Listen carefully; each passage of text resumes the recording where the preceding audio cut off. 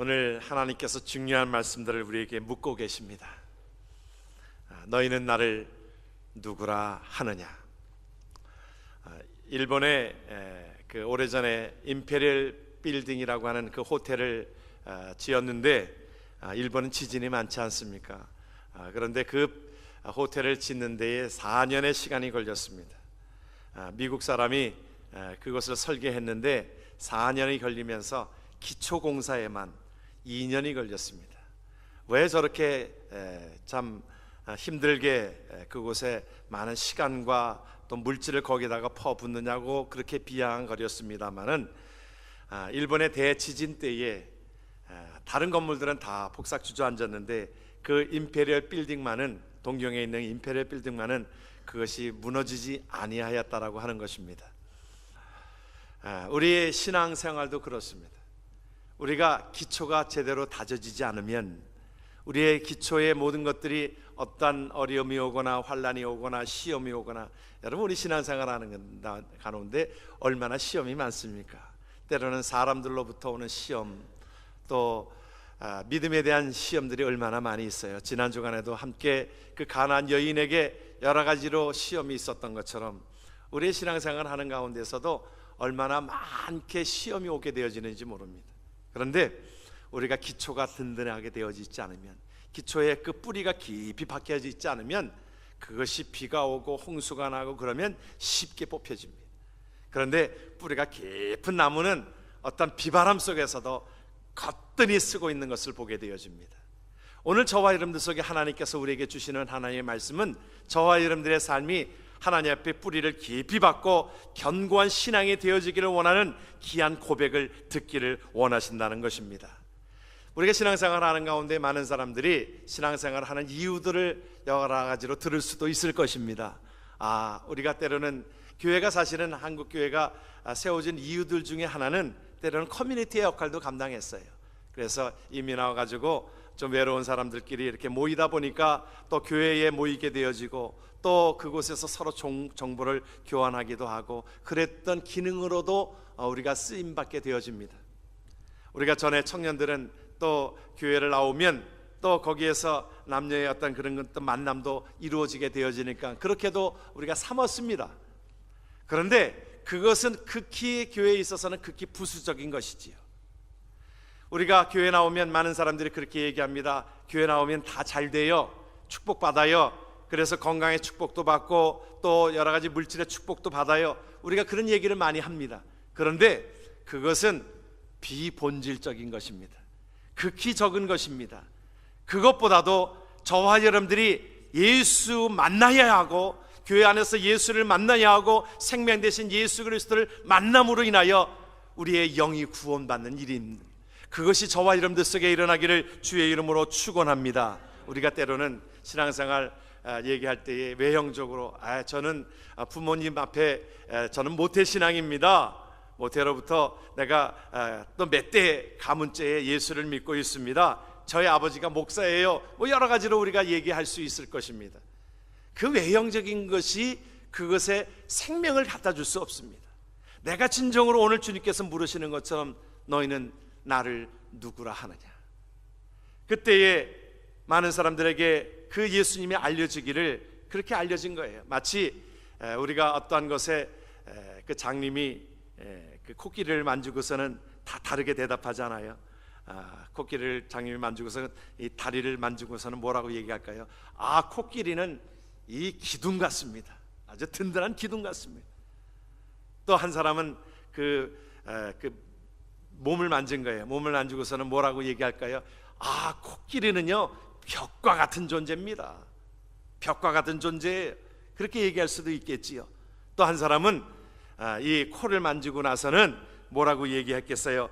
그것은 멍석을 말아놓은 것 같은 그런, 코끼리는 그렇습니다. 또 한 사람은 꼬리를 만졌어요. 꼬리는 적잖아요. 이 코끼리는 굉장히 적은 동물입니다. 그렇게 얘기하고 있습니다. 우리가 이 부분적으로 때로는 맞을 수도 있고 우리가 틀릴 수도 있는 것인데, 오늘 그렇게 주님께서 물으셨어요. 빌립보 가이사랴 지방에 가가지고 어느 분은 그렇게 얘기를 하죠. 빌립보 가이사라 빌립보 지방에 주님께서 가신 걸로 봐서 예수님이 개고기를 좋아하신다 그래요.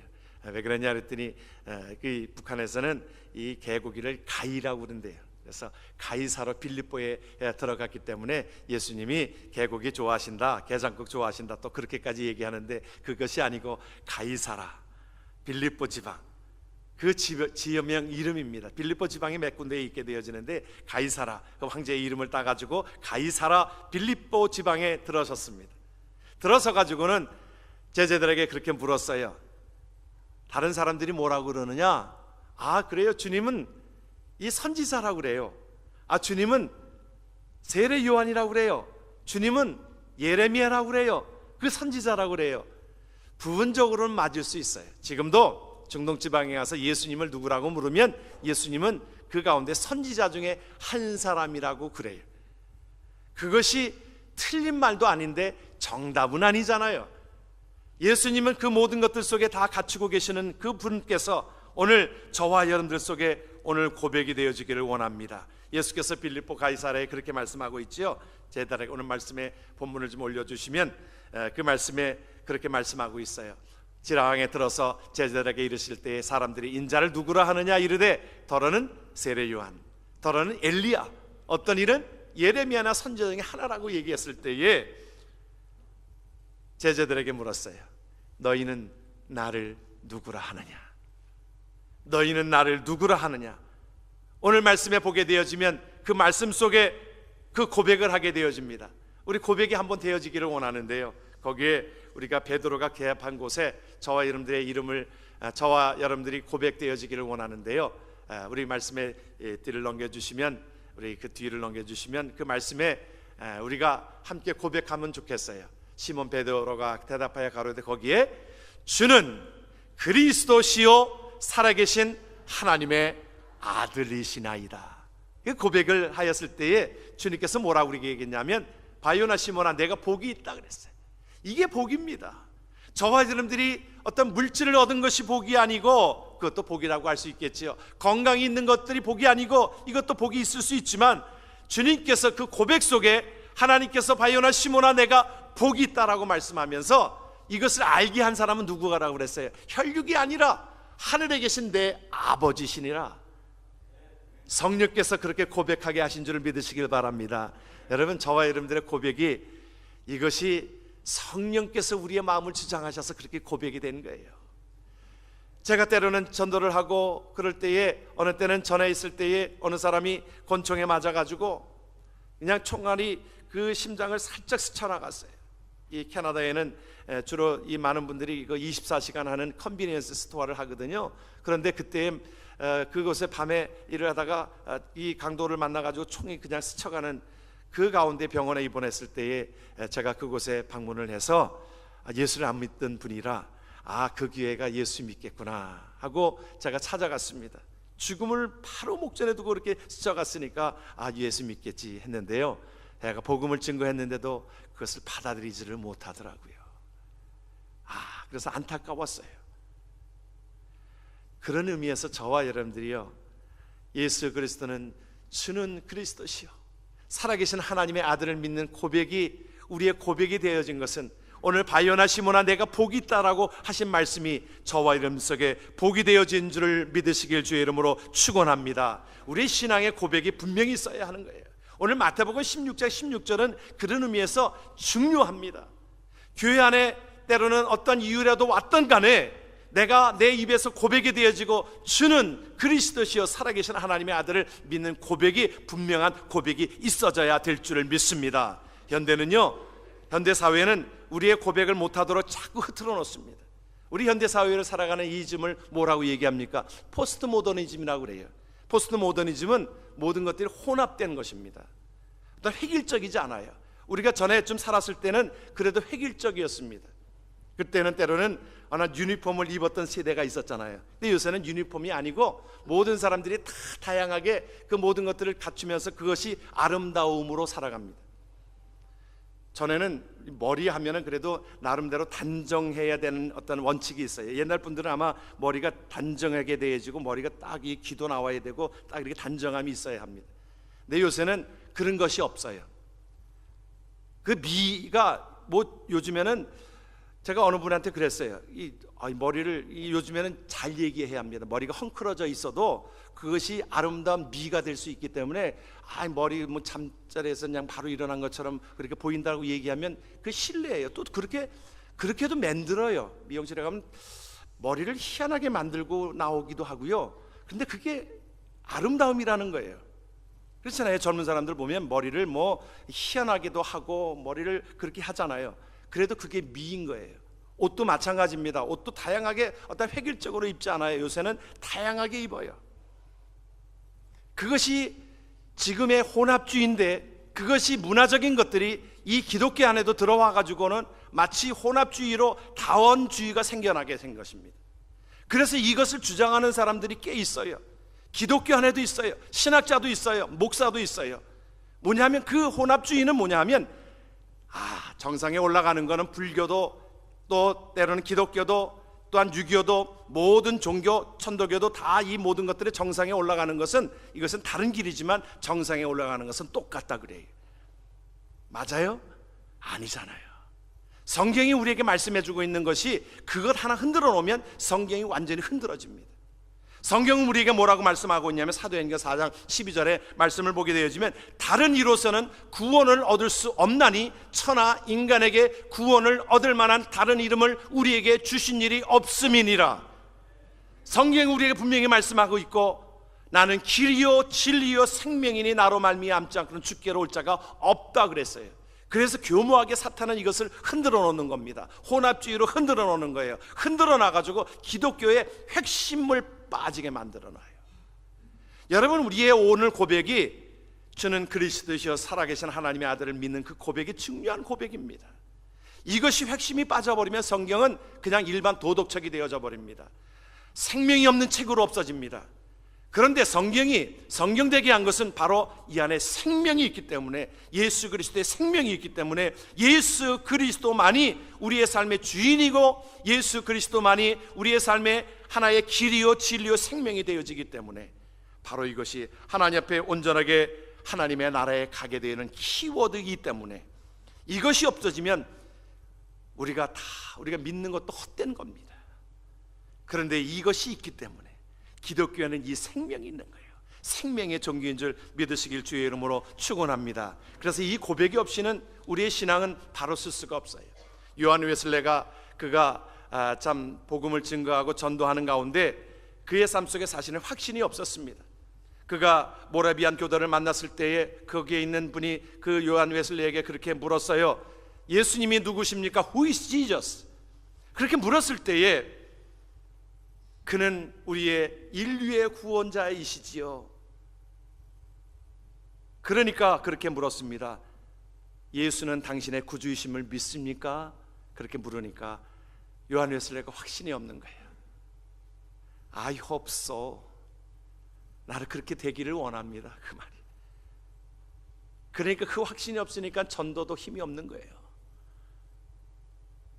나중에는 그가 모라비안 교도에 참석해가지고 그가 그 가운데 믿음의 확신을 얻게 합니다. 주는 그리스도시요 살아계신 나의 하나님의 아들을 내가 믿습니다. 그 고백 가운데서, 그가 고백하는 것 가운데 요한 웨슬레의 그 전기를 보면 1738년 5월 24일 8시 24분에 그의 확신을 얻은 날이 자기에 있어서는 가장 중요한 날로 기억되어진 것입니다. 예수 그리스도를 믿음으로 구원받는 저와 여러분들의 삶 속에 하나님 앞에 날마다 이러한 고백이 일어나길 주의 이름으로 축원합니다. 여러분, 그 말에 다 담겨져 있어요. 주는 나의 생명 되십니다. 나의 주인이십니다. 고백이, 주님은 나의 삶의 주인이십니다. 내 삶의 내가 주인이 아니라 주님이 주인이시고 그리스도이십니다. 하나님께서 나를 구원하시기 위해서 오신 예수 그리스도를 내가 믿습니다. 그분은 바로 살아계신 하나님의 아들로서 내 곁에서 함께 하시는 그 주심을 내가 믿습니다. 그런 고백이 저와 여러분들의 고백이 되어지기를 주의 이름으로 축원합니다. 그러면서 오늘 우리에게 주시는 하나님의 말씀은요, 하나님이 우리에게 고백되어지는 그 말씀 속에 무엇을 주신다고 약속하셨어요? 우리에게 천국 열쇠를 주신다라고 말씀하고 있습니다. 천국 열쇠를 주셨다고 그래서 19절 한번 말씀을 한번 좀 우리에게 보시지요. 오늘 말씀을 좀 올려주시면 말씀에 한번 여러분들이 같이 한번 말씀을 보겠습니다. 내가 천국 열쇠를 내게 주리니 내가 땅에서 무엇이든지 매면 하늘에서도 매일 것이요 내가 땅에서 무엇이든지 풀면 하늘에서도 풀리리라. 여러분, 이 고백 속에 하나님께서 우리의 고백 속에 하나님께서 무엇을 주셨어요? 천국 열쇠를 주신 줄 믿으시길 바랍니다. 여러분, 천국 열쇠를 주셨다고 하였으니 여러분, 이것은 사탄은 자꾸 흔들어 놓는 거예요. 천국 열쇠를 갖지 못하도록 저와 여러분들이 예수 믿고 우리가 하나님 앞에 나아가는 것이 뭐예요? 천국 열쇠를 얻기 위함인 것입니다. 그렇잖아요. 우리가 물론 도덕적으로 우리가 하나님의 백성답게 살아가는 이유들도 있고 하나님 앞에 축복받는 이유들도 있지만 가장 중심은 천국 열쇠를 얻기 위한 것입니다. 이것을 캐톨릭은 잘못 해석했어요. 그래서 이것을 어떻게 해석했냐면 이 모든 것들을 베드로에게 주었는데 베드로가 그래서 일대 교황이에요. 그들에게 있어서는 교황이 지금 몇 대 내려오고 있잖아요. 교황 이름을 정확하게 자기는 모르지만은 여러분, 교황 몇 대는 일대 교황이 베드로서부터 내려온 교황의 제도입니다. 여러분, 그런데 이 말씀을 보세요. 말씀을 보면 베드로에게, 물론 베드로라고 하는 이름이 반석입니다. 그런데 그것에 주신 것입니까? 아니면 그 고백을 한 저와 여러분들에게 주신 것입니까? 여러분, 후자잖아요. 분명하잖아요. 저와 여러분들이 믿음의 주여 온전케 하신 이 예수를 바라보는 가운데 하나님 앞에 주는 그리스도시요 살아계신 하나님의 아들을 믿는 고백 속에 주신 줄을 믿습니다. 그래서 이 천국 열쇠를 우리에게 허락하신 것입니다. 이 예수를 주신 자에게 하나님께서 복이 있도다라고 우리에게 말씀하신 것이 놀라운 하나님의 은혜인 것입니다. 교회는 이것이 외쳐지는 것입니다. 미국에 있는 목사님들이 영국에 방문을 하였습니다. 그 시리 템플이라고 하는 그 교회를 방문했어요. 그래서 그곳에 조셉 파커 목사님이 2,000명 되는 그 목회하는 그곳에 예배를 드렸습니다. 예배를 드리고 나서 한 얘기가, 공통적으로 한 얘기가, 조셉 파커 목사는 위대한 설교가야, 그렇게 고백했어요. 참 좋은 일이지요. 그런데 그 다음 주에 그들이 참석한 교회에서는 찰스 스펄저 목사님이 예배하고 있는 타버너클이라고 하는 교회를 방문했습니다. 그곳에 이제 예배를 보고 난 뒤에 그들이 한 이야기는 공통적으로 뭐라고 얘기했을까요? 예수님은 정말 위대한 구세주야. 여러분, 위대한 설교라고 하는 것은, 설교를 잘한다라고 하는 것은 또 여러분들이 예배드리는 그곳에서 여러분들은 예수 그리스도를 만나야 하는 것입니다. 위대한 설교자를 만나는 것이 아니라 정말 예수 그리스도를 만남으로 인하여 저와 여러분들의 고백 속에 주는 그리스도시요 살아계신 하나님의 아들을 믿는 고백 속에 하나님께서 우리에게 분명히 약속하신 것은 천국 열쇠를 너에게 주노라.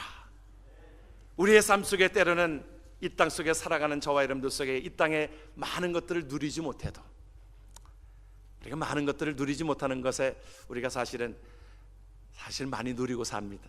그런데도 우리는 많이 누린다라고 생각을 못해요. 전에보다 여러분들이 얼마나 잘 살고 있습니까?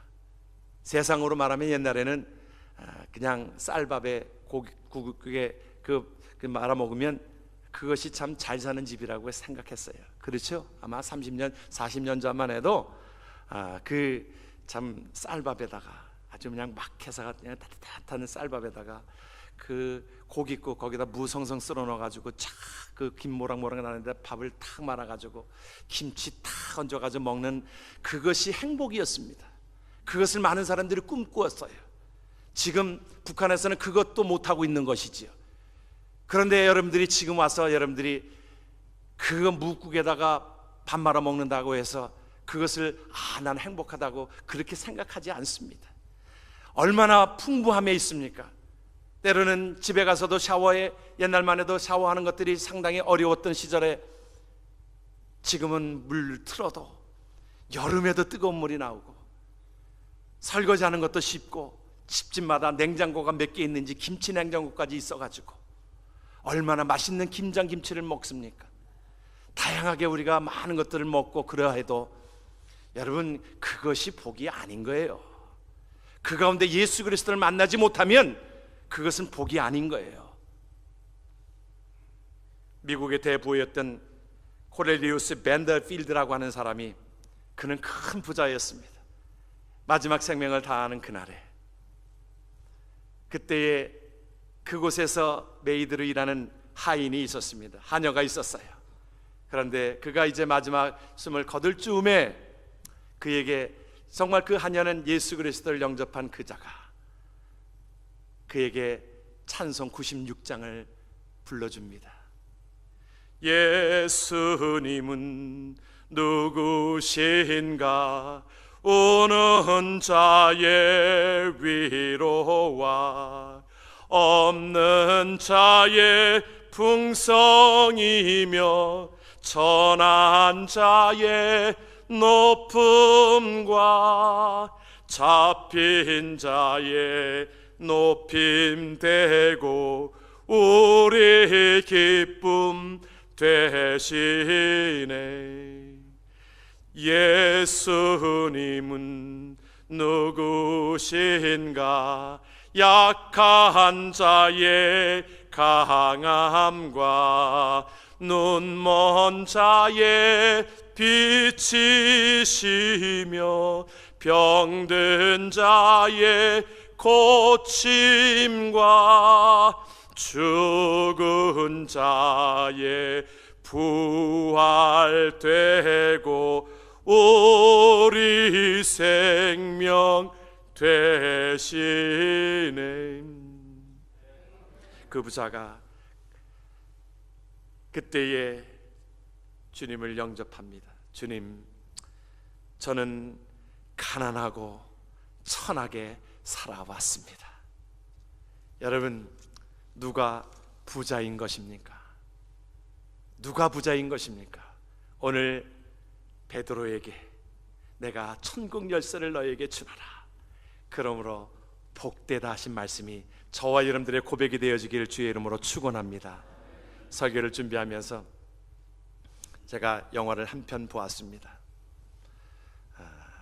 오래전에 참 그 김우수 씨라고 하는 분의 이야기를 이 뉴스에서 또 본 적이 있습니다. 대통령 표창까지 받았던 그자였고, 또 책으로도 그분에 대한 일생이 나왔기 때문에 그분의 생각이 났어요. 그래서 영화를 한 편 보았습니다. 설교를 준비하다가 2시간에 걸쳐서 영화를 한 편 보았어요. 인터넷에서 여러분들이 클릭하면 철거방 우수씨 하면 그 인터넷에 영화가 그냥 뜹니다. 무료로 떠요. 그것이 이제 추천 도서이기도 하고 추천 영화이기도 합니다. 제가 은혜를 받았어요. 그가 사실은 강원도 홍천에서 그 어렸을 때에 부모도 모르고 그 누구도 모르는 가운데 어린 아이를 그 성당 앞에 내려놓습니다.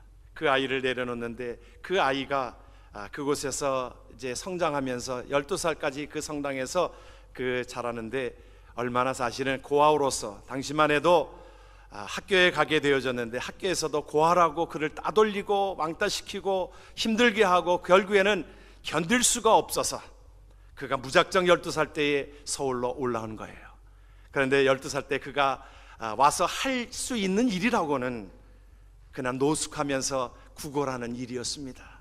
그런데 그것도 여의치가 않아서 이제 남의 물건을 훔치면서 자기가 생존을 위해서 훔쳤던 것으로 인하여 자기가 청년이 되어지고 그 나이가 되어졌을 때는 이미 그에게 있어서는 전과 삼범이라고 하는 낙인이 찍혀지게 된 것입니다. 형무소를 3번씩이나 왔다 갔다 한 것이지요.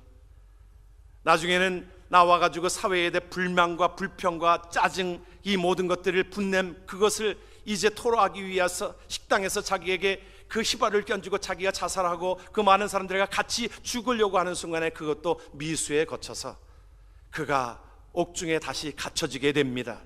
그런데 그에게 4번째의 옥중에 갇힌 것은 그에게 있어서는 귀중한 경험이 되어집니다. 그 가운데서 하나의 보내진 하나의 종이, 하나의 매거진을 통해 가지고 그가 예수를 만나게 되는 거예요. 예수를 만나게 되어지면서 그의 삶이 달라집니다. 모든 환경은 달라지지 않았어요. 그런데 그의 삶 속에 달라지기 시작하는 것입니다. 남을 돕고 싶은 마음이 생긴 것입니다. 옥중에서부터. 그래서 자기보다 더 어려운 사람들을, 어린아이를 돌보기 위해서 그곳에서 옥중에서 좀 일했던 그 돈을 모은 것을 전달해 달라고 그렇게 애원을 합니다. 보통 그 바깥에서 돈은 유입이 되어 있을지는 몰라도 옥중에서 바깥으로 나가는 것은, 그것은 허락지도 않았고 그런 일도 없었던 것입니다. 그런데 그는 그곳의 어린이 재단에 한 어린이를 돕기 위해서 그곳에 돈을 보내기 시작합니다. 그곳에 감동한 간수가 그것을 보내도록 하게 하였습니다. 그가 출소해가지고 그가 국민학교 중퇴에 나와서 그게 옥중에서 4번씩이나 있었던 사람이 할 수 있는 일이라고는 그냥 짜장면 배달부였습니다. 70만 원 받았다고 그래요.